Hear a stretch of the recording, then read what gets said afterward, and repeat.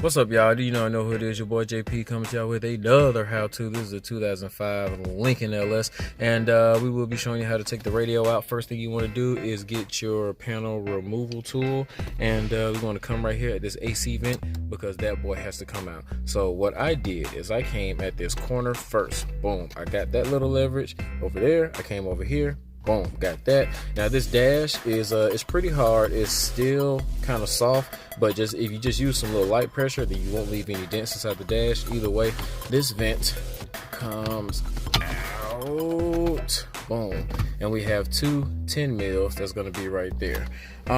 Next we have this part, panel removal tool. There is a clip right here on each edge. I came right here and pow, got that one. And you got two more clips right here on top. What we want to do is take this, put it in the lowest position, and then we want to work these two clips out right here. Boom. And we'll just set that on the floor right there.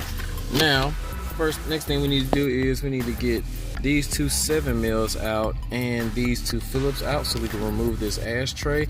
Once this is out, there will be two 10 mils behind there. Alright, so we're taking out the two 7 mils, we're taking out the two Phillips on each side. Now we're just gonna pull this ashtray out of here, stick it just to the side over there, and now we need to get, seems like we were missing a 10 mil, but we got one 10 mil on that side and we have two at the top. So I'm gonna go ahead and switch my bit out on my good old Milwaukee drill. I love this drill. I will put a link in the description if you guys want to get one like that. That is the Fuel brushless line. I use nothing but Milwaukee drills. I love them. Either way, I'm about to go ahead and swap my bits out. Get these things out. That is not a 10 mil, that is a freaking 7. Alright y'all, my bad, I'm tripping. These are 8 mils. They are not 10s, they are not 7s, they are 8s. I thought they were 10s because that's what the manual said. When I looked at them, I thought they were 7s. I had a 7 mil on there already, but guess what? It was neither. It was an 8. So I took out the two at the top. Let me go ahead and take out this one at the bottom.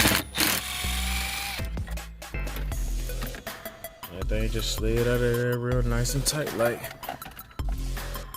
Alright y'all, that's about it. That's how we take it out. If you guys want to know how to actually wire up a CD player, you can hit that card. If you guys want to know all the products that I use to install this radio, plus the radio and all that good stuff, those links will be in the description. I will have the dash kit, the wire harness. There is no antenna adapter for this one. Even though this one does have steering wheel controls, she doesn't care about it, but I will still put the link for the steering wheel controls for this vehicle in the description along with the radio. So let me go ahead and wire this thing up so y'all can see what it looks like. Alright y'all, that's just about it. That's what it looks like. I really love this Metro dash kit because it matches the exact color of the factory radio. But either way, man, all the links will be in the description.